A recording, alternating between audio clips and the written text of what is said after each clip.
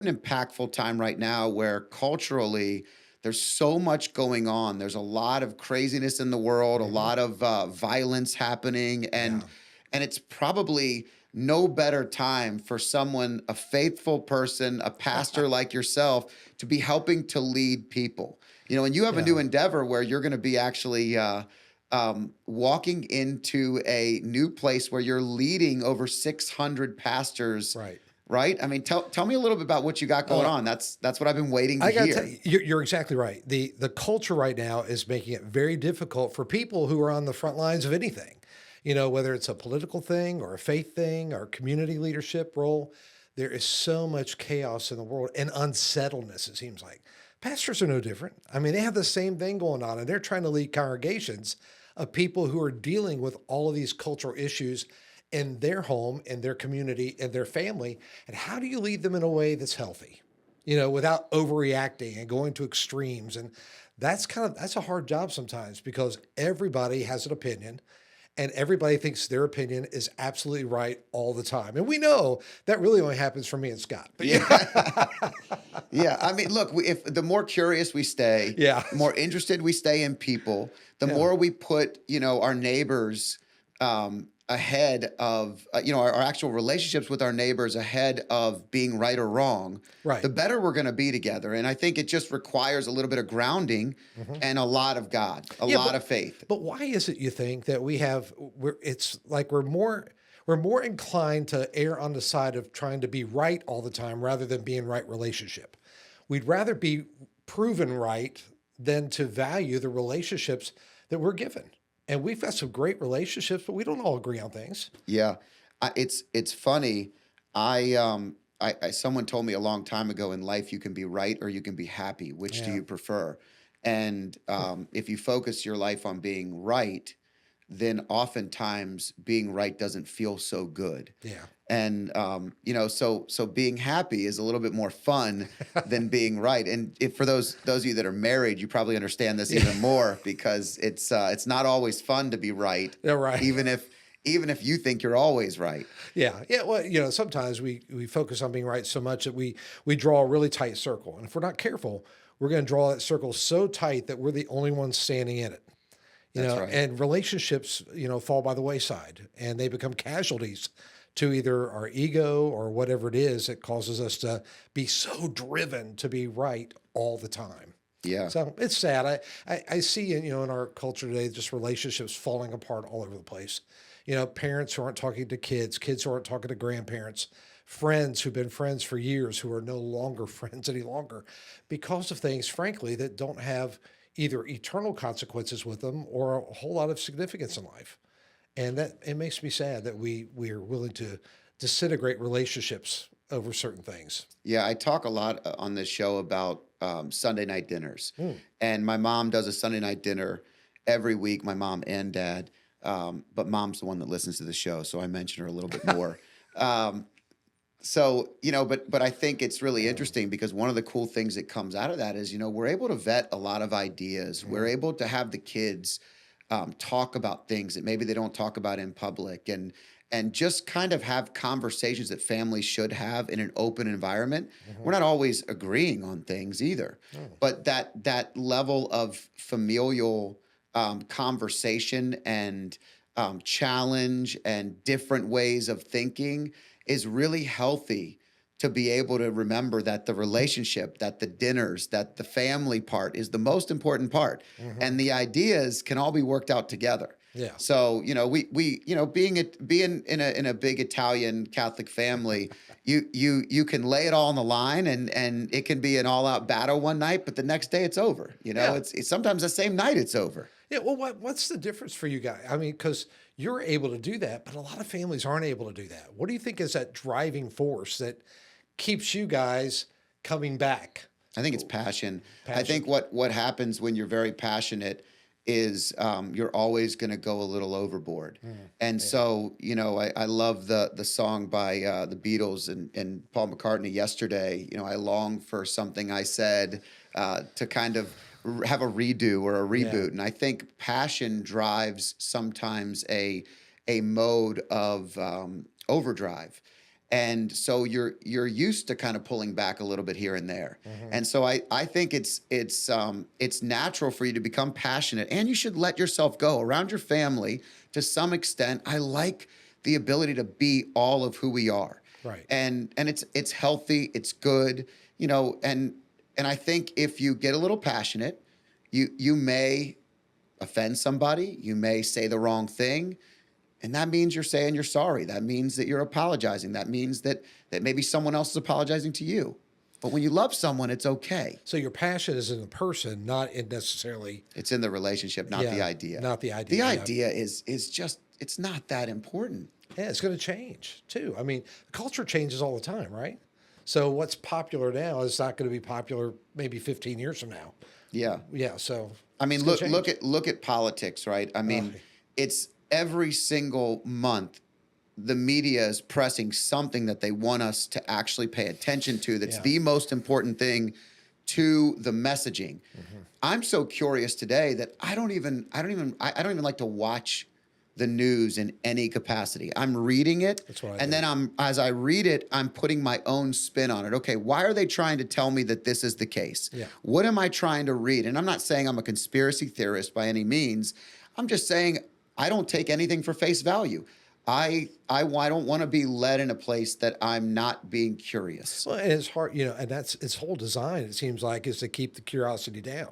We're not just going to tell you what's going on. We're going to tell you what to think about it. Right. And you and I grew up in a time where, of course, I'm quite a bit older, but we grew up in a time where we were encouraged to think for ourselves, that critical thinking was a good thing. And we didn't need somebody telling us what to believe all the time. We could read it, we could study it, and we could figure things out. And it seems like that's gone by the wayside with the news. I read mine as well. And to me, that's it makes a big difference. I don't get as emotionally worked up anymore. When you used to watch these anchors on these cable stations, you're like ticked off. I mean, you're really mad. You're angry. Can you believe that? Yeah. But when you read it, you strip all that out and you're able to just kind of zero in on the main points, the principles. Will, you've been a pastor for a number of years, Yes. and Will runs one of the largest Southern Baptist churches in our area, and has done it really, really well. And for those of you that know and listen to me, I'm the Catholic guy. The first time we ever played golf together, I hit the bar early because I was like, I don't want to offend Will. And he came up and he sat right next to me at the bar, and I said, "Are you okay with this?" I mean, it was our first time playing golf, and you were like, "Scott, as long as I'm not drinking, we're good." And I said, "Well, I didn't want to make a big deal or make anybody else uncomfortable, but I've got to have a couple drinks before I play golf because I can't even swing the club Hey, otherwise." as long as I had the keys to the golf cart, we were good. Yeah, you did drive you always drove the golf cart for us. No, I'm just a control freak like that, You know, the point wasn't around the my inability to control my It wasn't drink. that. It was listen, you've been a leader Yeah. in the church. You've been a leader for lots of people. You this past Sunday just did your last sermon at the place that you've been for how many years now? 16 years at Great Bridge. Gosh, it's been 16 years. Yes, 16 years. Wow. Yeah, Man, can we you look believe it? great. I don't know. I feel like I've been rode hard sometimes, but yeah. So 16 years. Yeah. Did you choose a special message? Was there something that was on your heart to deliver because of the 16 years, or did you just kind of stick to the normal messaging? I wanted to stay in character with who I've always been. There were some people come up to you, you'll love this. Some people were coming up to me beforehand and say, "Hey, listen, how many more weeks you have here? Okay, you got 3 more weeks. Say everything you've ever wanted to say to us." So, but I just wanted to be who I am, because who I am is who I feel like, it's who I've been made to be. That's been my purpose. And there's been a message that I've wanted to share, a message of encouragement to help people to remain strong and to build a stronger foundation in life so they can stand with more confidence, no matter how the winds blow and what storms come for them and their family or in their work or however their health. I want them to have a blueprint for how to stay healthy. And so that's kind of how I went at it. You've made a major difference in the community. You made a major difference in the church itself. I mean, you fully revamped so many things over there. Yeah. Just the energy that I know, and my in-laws go over there, so That's right. I get the ability to be a part of it through them and through their experiences and how much they love it. But I admire that about you, and I've always admired it because you came in to a very older, established Mhm. place, and you made it new. You made it fresh. And I think that's really, really challenging. I remember having lots of conversations I about remember. that first year or year and a half, and a lot of those coffees were both a little bit of therapy for both of They us. were Maybe therapy. I was building businesses, and you were building the church, and but I think looking back, it must feel really good to have seen where everything has come from and where you are today, and Mhm. looking at all the people that are thriving Yeah. with you and by your side. Yeah, it is. It's clearly, yes, it's gratifying in many ways. I'm so thankful for that. But the Lord just He surrounded us with some really good people who were had a lot of great passion, and gifts, and who are willing to share those gifts with others and invest in other people too. And it really helped turn the place. So, I think turn the place into a place that's got that fresh feel to it, Yeah. like you said. It's pretty exciting when you come into that place on Sunday morning. You can't help but be somewhat impacted by the contagious nature that people have. They love one another, they love God, and they love our community. And as a church, we want to make a difference in our community. We want people in our community we want them to be able to think to themselves, wow, if, if Great Bridge Baptist Church should exist, our community wouldn't be quite what it is. We want to have a presence that really makes a difference in the everyday needs of the citizens of Chesapeake. I think wherever you're at, whatever community you're a part of, so often we think so globally that we Hmm. forget that the local Yeah, impact is where everything starts. It's where yeah, you amplify your ability to touch so many people. And yeah. it's the foundation. It's the home. It's the Hmm. place that everybody, gathers on the weekends or on the soccer fields or in the churches. And that community impact is such a big part of the whole global picture, but Right. I mean it starts right here in the local community. It does. And the light that shines the brightest, you know, it's the furthest, I guess. The light that shines the furthest shines the brightest right here, Yeah. and so we've got to be as strong as we possibly can right here. So you as you what's this next chapter? So we started to talk about it a little bit before the show, Oh, but tell yeah. me, where are you going? What are you doing? And I understand it's a pretty major leadership opportunity for you. I'm interested in hearing what's going on. Well, basically, what I'm going to be doing is working with pastors down in the greater Atlanta area for the purpose of trying to encourage them the best I can to remain as healthy spiritually and emotionally as they possibly can. As we said earlier, I mean, there is so much happening in our world, and people in ministry, just like any other job, are being beat down. I mean, there's all kinds of things relationally that create stress and hurt, and a lot of guys deal with issues, like PTSD. They deal with health issues because they've been so emotionally unhealthy, and it's affected them physically. And we're trying to find a way to, kind of undergird and support those who are on the front lines, on the front lines of faith, out there engaging with families who are hurting and who need help and love and assistance. And so we're doing our best to make sure that those guys are as healthy as possible as they go out and represent God to their world.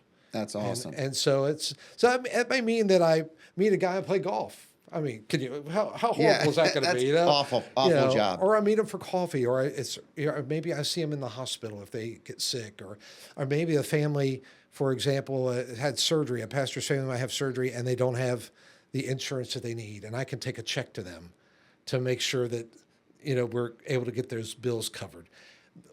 Taking care of them like that to me is going to be exciting. And I've walked so much over 40 years of pastoring. I started when I was 20, Scott, 20 years old, pastoring a church in Ohio. Been doing this for 40 years. And I've seen about everything and about every size church. And I think I'm going to be able to relate to those guys and kind of meet them where they're at and encourage them as they discover how they need to move forward. I'll just help them, the best I can, but they're going to be the ones who discover it and then act on it. Yeah, that's awesome. Will, when you were 20 years old and you made this decision, take Yes. me back to that time. I've never asked you about this. I think it's super interesting to me. Like what was that like when you were so you're 19, you're moving into your 20s. What made you decide? Did you feel a draw, a calling, Mhm. a distinctive direction that you had to go? And what was that like? When I was 15 years old, I started leading music in a church.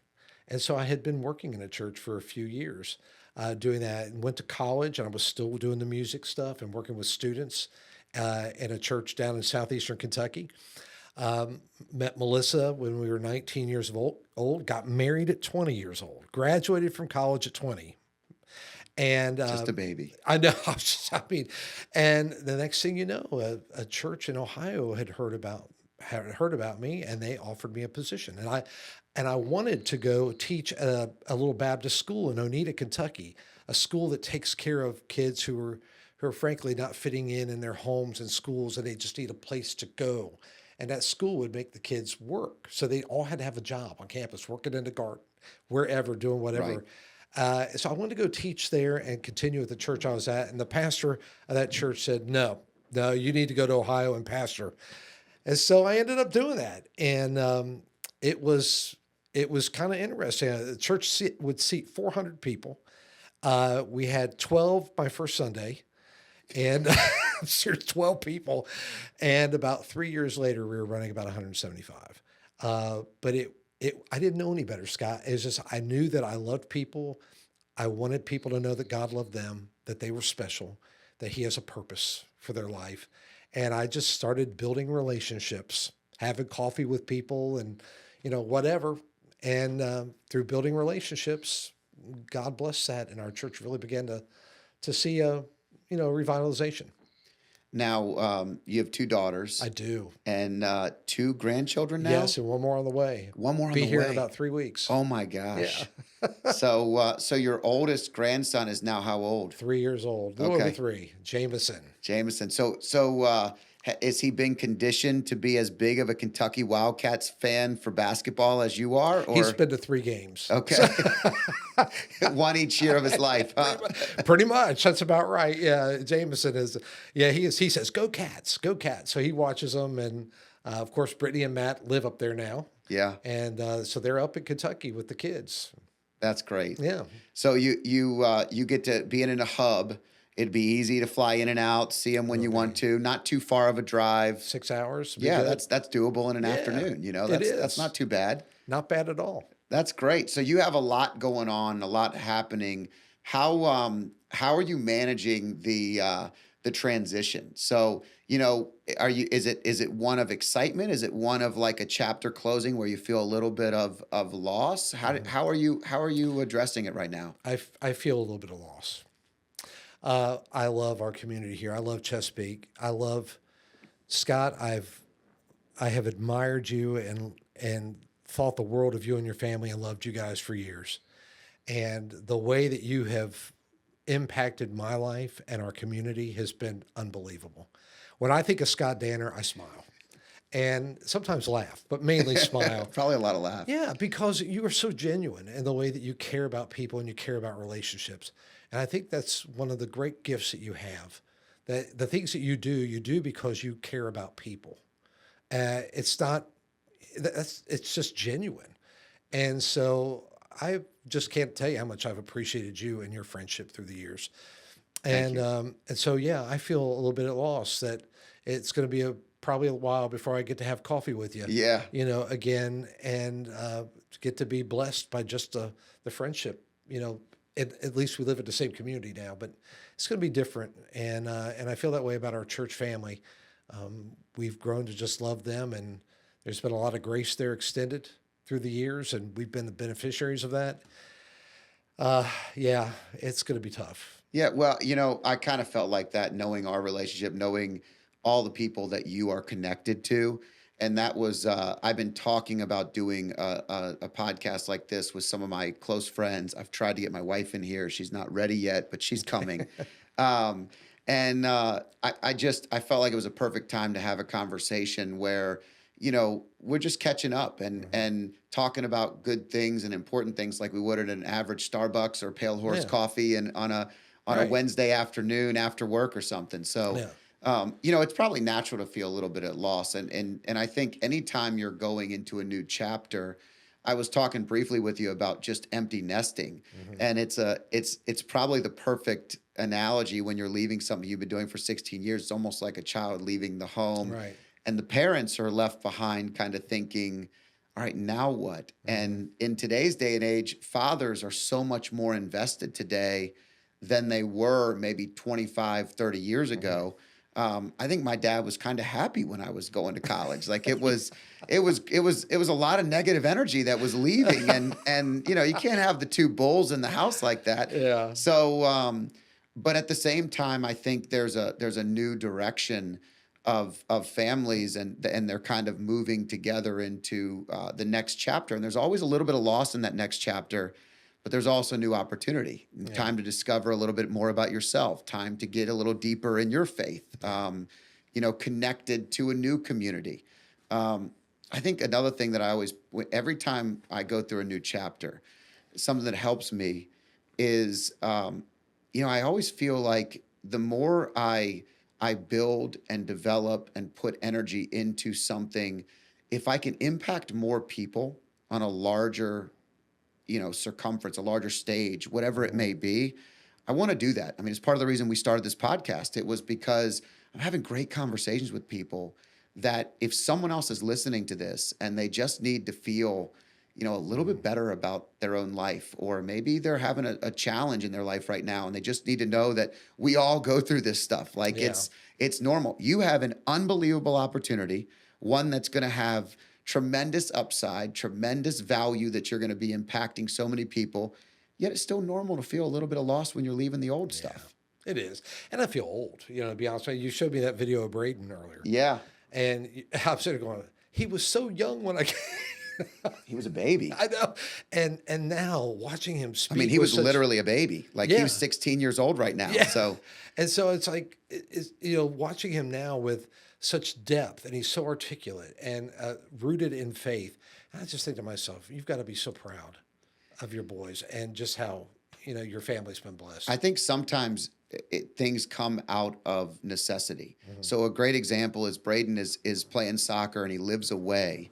And so Adrian and I are empty nesting right now with one son at college and College. one living in the greater DC area and playing soccer full time. And so when he left at 14, I felt like I needed to really press the faith as much as I possibly could, more so than we ever had before, but just so that he knew that if mom and I weren't there, someone else would be there to Yeah. listen. And so I mean, I have adult conversations with my 16-year-old son about God, about faith, about, Mhm. the whole journey. And to me, my four pillars of life are love, impact, faith, and energy. And faith and energy are on the bottom for a reason. It's the Mhm. foundation of everything else we Mhm. do. If I build my life around God and I build my life around my that message, and then I show up to the world Mhm. with a healthy mind, a healthy body, healthy spirit, I'm better to the people I love, and I'm making a bigger impact in the Yeah. world. And so to him, and we're referencing a TikTok video that my Right. son did, his first video ever, and he just did it today, and it was about the Lord being his light Right. Yeah. and stronghold, and he was talking to other athletes who were questioning themselves and maybe not playing to their full ability and referencing something that we all feel. But I mention it, the necessity part, because you know there's so much surrender in parts of your life where you can't control. Mhm. And we knew it was the right decision for him to do this. It didn't mean we were comfortable with it, Right. And so um, having the faith in God, and that it would be the right direction and we would all get through it, was really important. But there's so much surrender in that, and so Braden has done an amazing job of prioritizing his faith above everything else. Mhm. And I mean, he's the kind of kid that will prioritize it above everything else and then make you feel like you're secondary, even as the parent or the father that brought him into this world. But you're not as important as his greater father. So he'll remind you of that. But the point that I'm getting at is, it's fun to watch them deliver a message again on a bigger stage, helping and impacting more people. Like at the end of the day, all we want is our kids, your daughters, your grandkids, my two boys. We want them to be good humans. Right. We want them to impact people in a positive way. And, that generation is really getting it. I don't know if you've kept up with what's happening on college campuses, from the University of Alabama, Auburn, Georgia, Florida, actually even Florida State, second best party school in the country, I think. And they're baptizing and seeing so many kids coming to faith.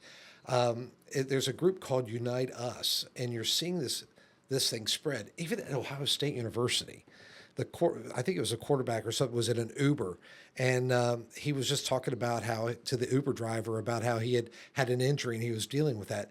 That Uber driver stopped what he was doing, and before he got out, prayed over that quarterback, which then led him to begin searching for more in his life, which led to a tremendous movement on the OSU campus this year and in the football team. It's really neat to see this generation who are connecting with these kind of things, with faith in particular. And it's kind of exciting to sit back and watch, because my generation, we kind of blew it. We made faith about something it shouldn't have been about. It should always have been about a relationship with God, not so much about control or behavioral change. And it should be something alive in us, not something that's, archaic or that's probably the bad word to use, but stiff. It's alive. It's so far from that too. Yeah. I mean, at the end of the day, the biggest decisions, the biggest challenges that I've had in my life, that surrender word keeps coming back. Yeah. And I think back on some of the biggest mistakes I've made in my life, or the biggest challenges I've had, and most of them came when I wasn't as connected to my faith in God as I should have been or could have been. And I talk about this probably rarely and not enough, but when I didn't know what I wanted to be when I grew up, I was probably 21, 22 years old. Now, I know everybody at 21, 22 doesn't know what they want to be when they grow up, but I had a career, and it was changing, and I was losing my job. And I decided to go to mass every day at 12 o'clock. I skipped my lunch hour, and I went every single day, 5 days a week, and sat for 30 minutes and just was present. And miraculously, I end up in the financial world. A year later, I have a great opportunity. I build a business that changes the trajectory of my family's life, and it's been a wonderful career for me in my life. And that's happened all throughout my life, where I just had this gravitational pull to the right place. But what I'm trying to teach my boys is, you don't have to leave and come back. You can stay present. And the more you stay present, the earlier you build that muscle, the better you're going to be throughout your life, the better your relationship's going to be, the better your marriage will be. You'll find the right human. Yeah. What inspired you? I mean, that's a great story about, you went to mass every day. What inspired you to do that? I'm not sure that a lot of people would say, okay, I think I'm going to go to church every day because of what's going on in my life. But something drove you there. Something inspired you to do that. Something drew you to that. Yeah, two things. The fear of not knowing. Okay. And maybe the strength in knowing that it was bigger than me. So, and then I can bring it down, because I'm a 30,000 foot view person. I know I'm in the clouds right now, but let me bring it down to the basic level. I grew up with a very, very close relationship with my faith, and I was an altar server, and I loved it. Like, I didn't do it because, I wanted to make money at weddings and funerals, and like some of my buddies, like I did it because I really loved it. I loved being on the altar. I loved serving. I felt really, really comfortable, and I've always felt comfortable talking about it. And so, for me at those stages, I think I just, when I would feel like I was losing a bit of myself, or I wasn't sure I always was a little bit of a control freak. Hmm. And so I'd start to feel like I was out of control. I would remember that I didn't have to write the script, that I could actually release some of that. Hmm. And I didn't know how. So I just found myself literally there's an old church like right next to the building I was in. And everything seemed out of sorts, but that was calming to me. Hmm. So it was a matter of peace and calm. I didn't tell anybody. I didn't tell Yeah. my teammates. I didn't tell my mom. I didn't tell my girlfriend. Nothing. I just did it to myself, Yeah. for myself. And so I think that's what. And it's happened many, many times. I mean, I was talking to one of my best friends the other day, and we were talking about challenges he's having in his life, and maybe a career change and opportunities. And I said, dude, the first thing you got to do is surrender. It's Yeah. bigger than you. Like the first thing, and that's the hardest thing. Hmm. But if you could do that, it's such a big win. Yeah. I'm amazed at the story serving at the altar when you were so young. How do you think that has impacted you as an adult? Because certainly there was something about that, because about that experience that it's still making a difference in your life today. Yeah, I think going to Catholic school Uh-huh. and going, through 9 years of Catholic school, and just really being enamored with the entire experience. I go to mass all over the world. I also go Sundays all over the country. I travel a lot, so we might actually have a better chance of getting a cup of coffee in Atlanta than we have in the last couple of years because I've been traveling a lot. And so it's been a bit challenging, Hmm. but I'm going to all these amazing places. I went to a Catholic church in Chinatown in San Francisco. I was staying at a Ritz-Carlton right there. I walk in, like it was such a cool experience. I went to a Giants game while I was there. Like Yeah. but I also make where I'm at and my relationship with God a part of that Hmm. everywhere I go. I've been in Spain and Italy, and I don't understand any of the words, but I know that it's home. Yeah. I know that it feels good to me. So Okay. I think that's how it stayed with me throughout my life, and I think that I never liked how it became something where um, people took it for granted. Like Hmm. I even myself, like I remember how great I felt, and then all of a sudden I would do an assessment. My life model came from me being imbalanced and saying, "Gosh, I'm doing great in my brain. By the way, I'm doing great in impact. Okay, Uh-huh. my work is good. I'm performing. I'm successful. We can eat. These are good Right. Good. things." Yeah. And but am I spending as much time as I need to with my family and the people I love the most? Hmm. Am I devoting enough time to my faith in God? And am I actually attending services on the weekend, or am Hmm. I just pretending in some way to be connected? Right. Am I going through the motions, or am I actually doing it? Hmm. And so those are some of the and energy. Like there were times where I had bad health and I had some things that were happening and I had to reassess. So I would go through an inventory of those four areas of my life and I would say, what am I missing the most?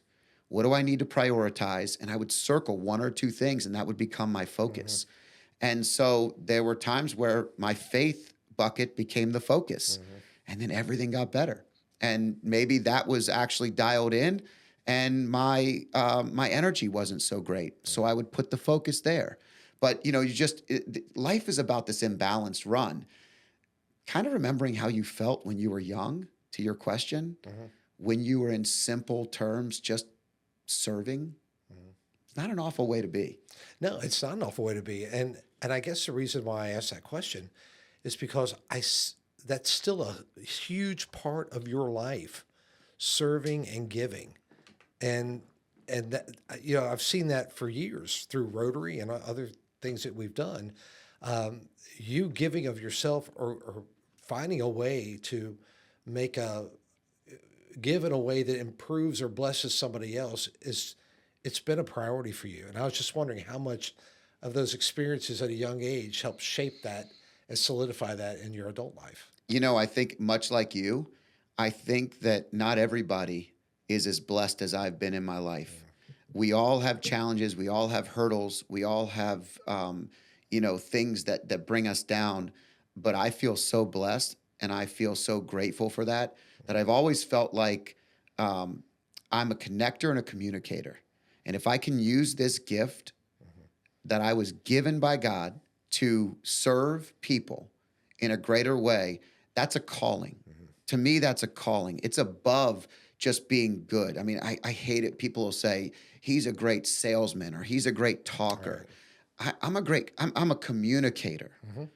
and a connector. And if Mm-hmm. you're connecting to your point earlier on Yeah. relationships and you're building it around the human on the other side of that connection, it's not a transaction. Sales and things are transactions. I don't give a damn about sales. Mm-hmm.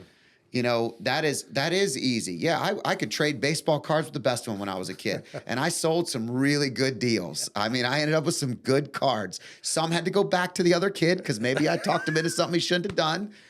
But your greatest gifts, your greatest strengths turned up too loud are also your blind Right. spots, and so sometimes maybe it will come across that way. But the truth is, to your question, when you feel like you can make a bigger impact in the world, Mm-hmm. and you know that it's been a gift that you're given, I want to see that through. Yeah. Like, yeah, you were talking about the, those the four pillars basically that you built things around.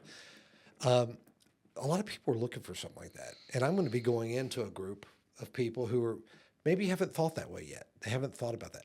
How did you identify and clarify those four points to start building It's around? a great question.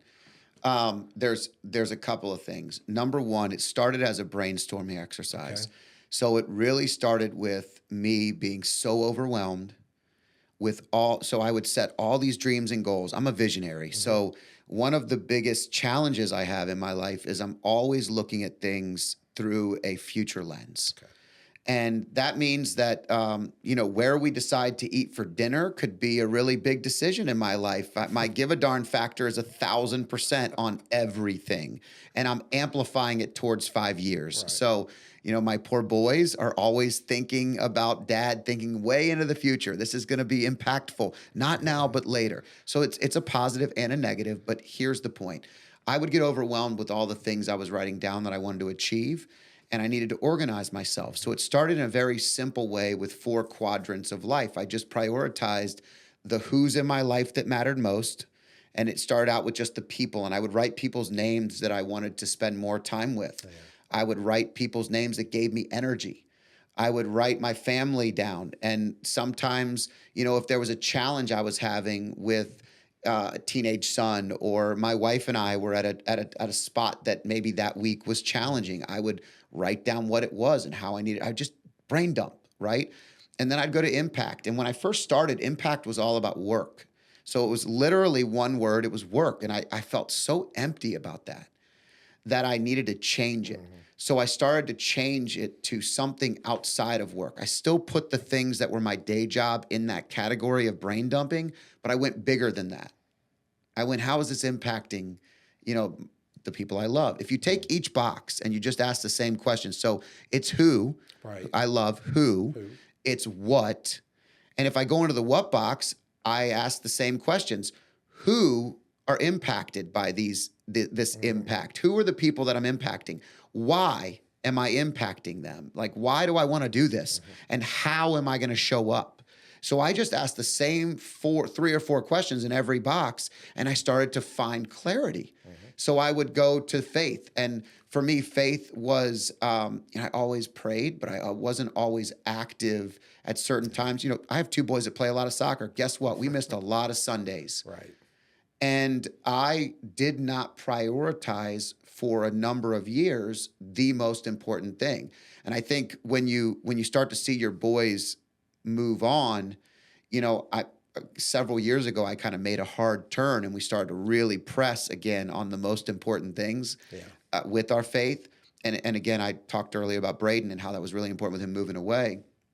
But that was a box where it was more about grounding. It was about finding that comfort I had as a child that you mentioned. And then energy was like, man, I had some issues with colitis and some gut stuff, and it was all stress related and all imbalance. And so it was about getting it down on paper and then looking at what can I control. And so I really just I started with this brain dump, and I started to develop ways to prioritize where I needed to put my energy. Yeah. And so if I'm talking to someone, maybe they lost their dad, or they lost their spouse, and it's something really big. One of the first things they have to do is they have to kind of zero in on the things that are overwhelming them, because usually it's the little tiny things that are eating away at you. Not the big, the big things, but it's the little things. And so when you get them out on paper, you kind of can see them and Yeah. say, okay, what am I worried about here? Is this really a priority? Can someone else help me? Who do I know? Not how do I do it? Who do I know? Who, not how? These are things that have helped me get through that. And so that was we cleaned it up. Now that the life model came from building something that was easy to talk to people about. It was, how can I take my 4 quadrants model and make it cool, make it marketable, make it interesting to Right. teach, and simplified. And Right. so that's where love, impact, faith, and energy came from. I don't know how you did it. My brain's not wired like that for some reason, but it's pretty cool that I love how it is so simple. It's practical, and it's something that makes a lot of sense when you break it down. Yeah, it works for me. I think one thing that I always try to do is if you're going to teach someone something, if you're going to help someone with something, it's nice that you've done it too. Right. It's nice that maybe you've experienced it. This is the model I've lived my life with. This is the model I would show my boys. This is the model that I've showed my best friends and said, hey, this grounds me. This keeps me there. I reverse model it with a pyramid, and I put God on the very bottom as the foundation.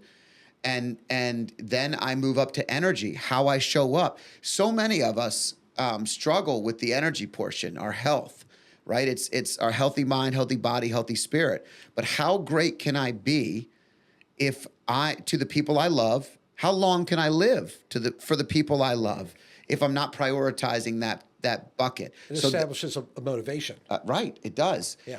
But I'm building it out of faith in God first. Then I go up to love. Impact follows. It's living your legacy versus waiting to leave one, right? It's focusing on those areas, and it's not always perfect. I mean, it definitely. That's why I use the tools. Sometimes I use it, every year. Sometimes I use it every 90 days. Sometimes it's just out of the ordinary. I feel like, man, you know what? I need to recenter. I need to just figure out what I want to do. And this is a way to do it. I get a lot of ideas, a lot of things that people send, businesses and different things that people bring your way.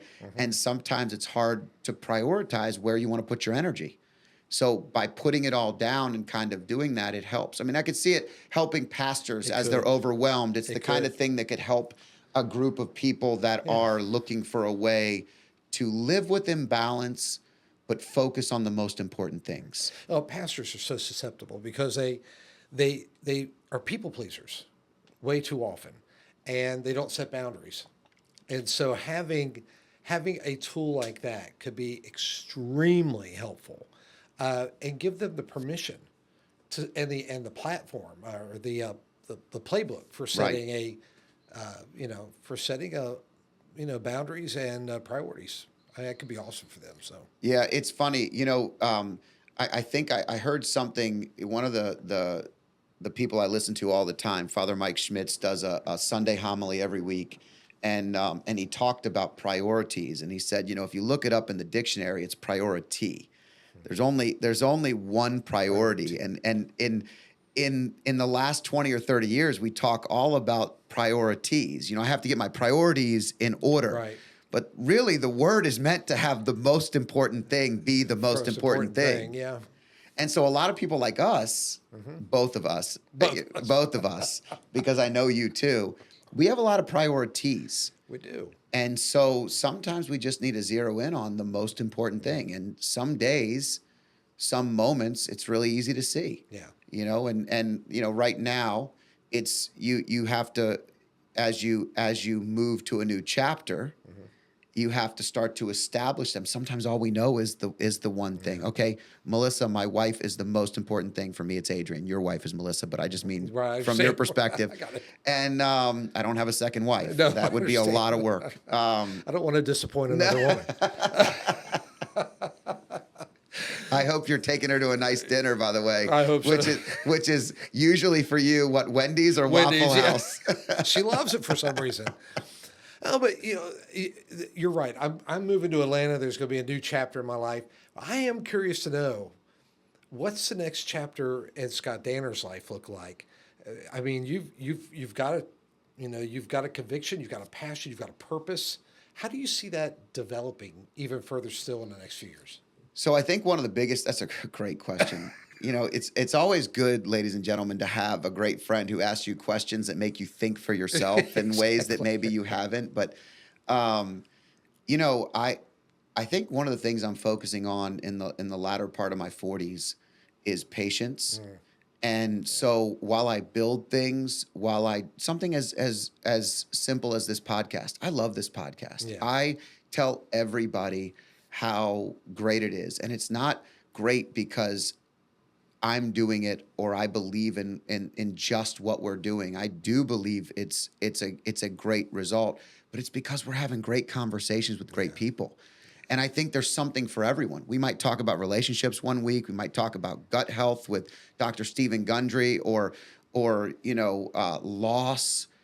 I mean, it's so impactful, and these conversations are so fun. This is something that I'm putting in the reps. Sometimes I think in life we have to just put in the reps and work out. I did not want to work out today. I got up, I did legs yesterday. It was miserable. My whole body hurt today. I had zero motivation, but I put in the rep. When I answer your question, right now I'm putting in the reps. I'm doing the things that I'm great at in business, and I like that stuff a lot. I love this podcast. I love these conversations. This isn't work to me. Yeah. This is so easy and so fun. And I hope we're making a difference in people's lives. And I think the next chapter for me, Will, is just hopefully making a bigger difference in more lives as we go. But I'm just going to put in the reps and let the big man upstairs take care of the rest. The direction will follow. Whatever happens, happens. Oh, yeah. Yeah. Well, putting in the reps is where it's at.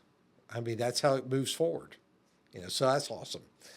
Well, one other question I have for you that I have to ask is about, I hate to do this, but I got to ask about college basketball. Okay. What do you think? We always talk basketball. We do. Always. This is how we became great friends. Yes. You joined the Rotary Club. Yes. You were new to the area. We became instant friends over college basketball. That's right. And I'm a big Duke basketball fan. Yes, you You're are. a big Kentucky fan. We got the are. blue bloods in common, but they're not the same blue. They're not the same blue. They're not at all. Close. They're close. They're close. Yours is a little darker. Yeah. But yeah, and so that we've always had this conversation. I'm curious to know. It seems like Shire's got a great class coming in again. So this is going to be another good year for Duke, isn't it? Well, Cooper Flagg was one of the most fun to watch athletes I have ever seen. He was just so dynamic. I mean, Zion Williamson was the most fun and dynamic to see in person. It was just unbelievable. But I think Cooper Flagg is just an all-out, all-American basketball player. He is. Losing someone like that can be very challenging, but they seem to be bringing in the best of the best. College basketball is the new NBA. It is. College basketball is what the NBA was for my dad when the Celtics and the Lakers and all those old John Havlicek and all the guys he talks about. Right. When this is what college basketball is to me. And so I think great leadership. Coach K is a great leader. Yes, he was. Shire is obviously following in his footsteps, and he was well conditioned to take over. And they're doing something that I love, and that is they're attracting the right kinds of people. People want to go there and play right now. do. And I think that's super interesting. Of course, the money doesn't hurt. I mean, there's definitely, they are, I think, the highest net worth basketball team in college basketball. So, I wouldn't be surprised. I mean, they really are. but I think it's going to be a great season. What do you think about Kentucky? Kentucky's looking good. We're very deep. I think we've got a shot at a Final Four run this year. I think it's going to be good. They're big. They've got plenty of depth outside. The guard play is going to be fantastic. So I'm really looking forward to seeing how they play. Mark Pope has done a great job. I like John Calipari. Don't Yeah. get me wrong. I still like John. But you were Calipari. ready for that chapter to end. I was ready for that. I know your chapter. daughter was. I My saw all of daughter her was posts. yeah, that's right. I'm still a Rick Pitino fan when it comes to that guy. I that love man Pitino. can flat He's St. coach. John's, right? He's a St. St. John's. Turned it all around. It's Yes. amazing. They're playing Kentucky this year in Atlanta. Really? Yes, I think Duke's going to be there as well. Is it the same tournament? Yes. Okay, so Except- we'll have to talk about this off the air, and maybe Yeah. it'll be a time I make a trip. My boys love college basketball Yeah. as well. Yeah. So, but Pope has done a great job. He's brought back a lot of the idea of playing for the name on the front of the chest, which has been a lot to our fan base, and he's embraced the fan base. And of course, John Calipari did too for a long time, but the last 5 years were kind of tough on him. Yeah.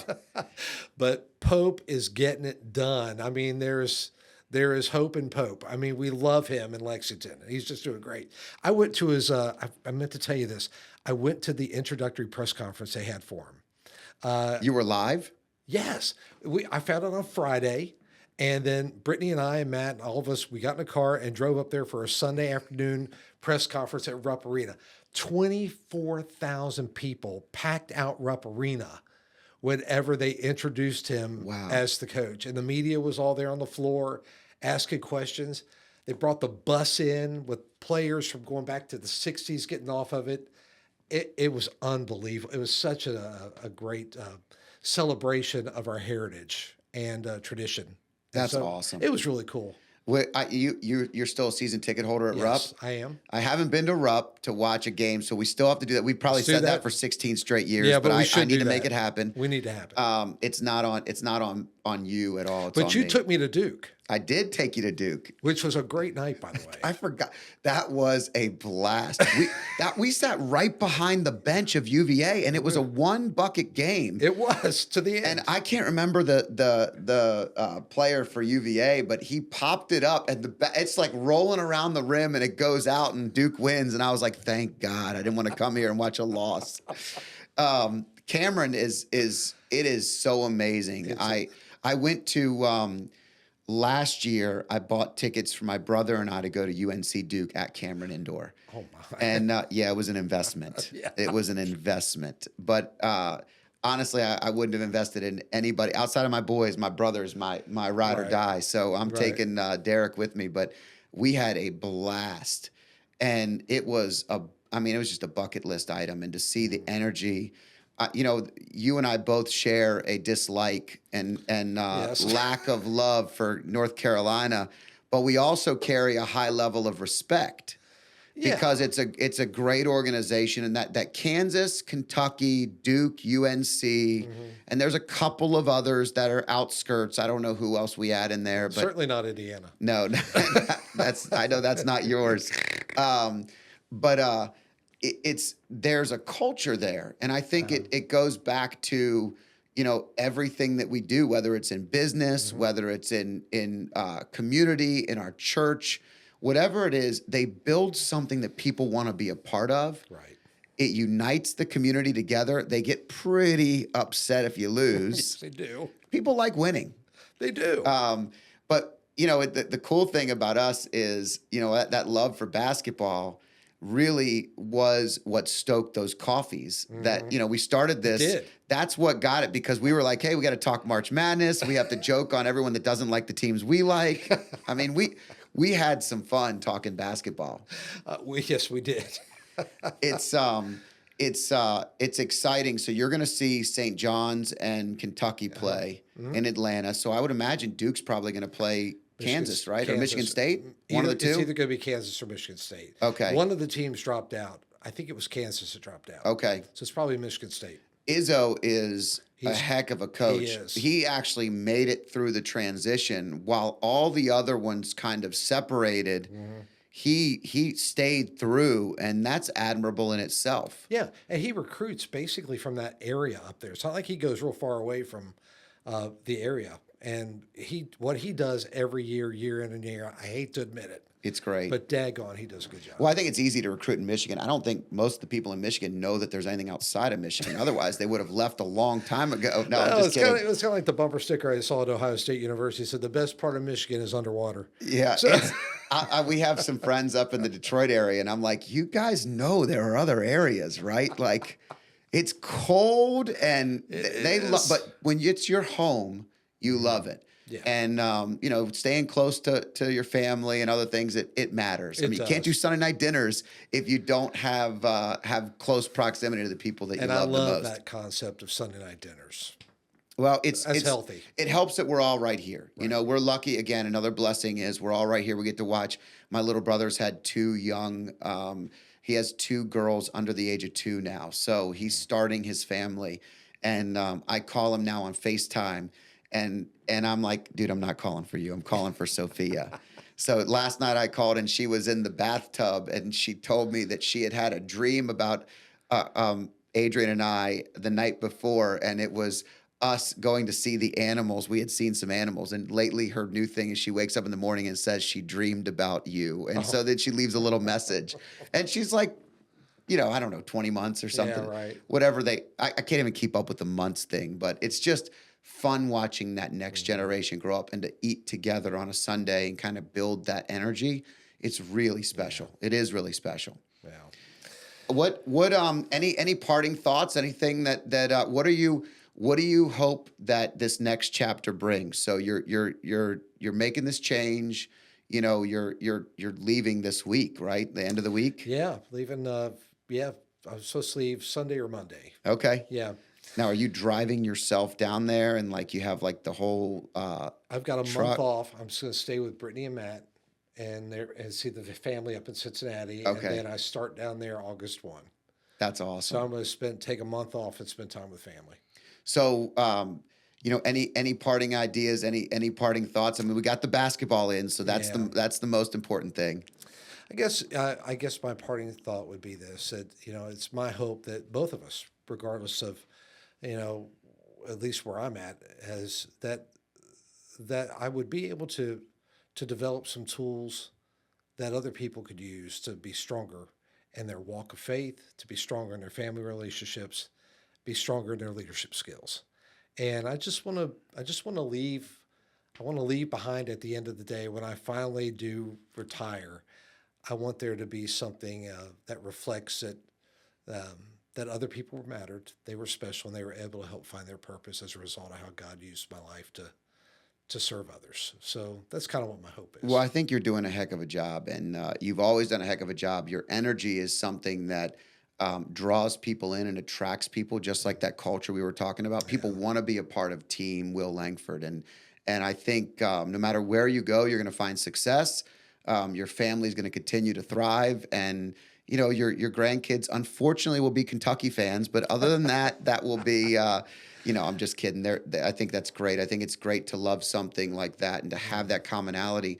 I also think it's cool that we have conversations like this because, man, I would have killed to see my grandfather or my great grandfather have a conversation just hmm off the cuff with his buddies hmm to see what it was like and what they were talking about and what was important at the time. And this is out there for our children, for our grandchildren one day, for whatever it is. For me, it's one day. For you, it's now. But they That's get to right. see that and to be a part of Yeah, it, and that's part of the reason that I keep having these conversations, like little peek into the library of hmm our lives and living that legacy versus leaving it. yeah. So, Well, and I can't thank you enough just for investing in me. You've been such a blessing, and I'm thankful for friendships, and regardless of where we live, friendships keep going on, and so because you matter, and you make such a difference, and thank you for making a difference in my family. well, this was a great cup of coffee. It was. It was such a great cup of coffee. I finished my Americano and went right to the glass of water. And but I can't thank you enough for being here, Will. Thanks for being a Thank part of the you. show. Thank you very much.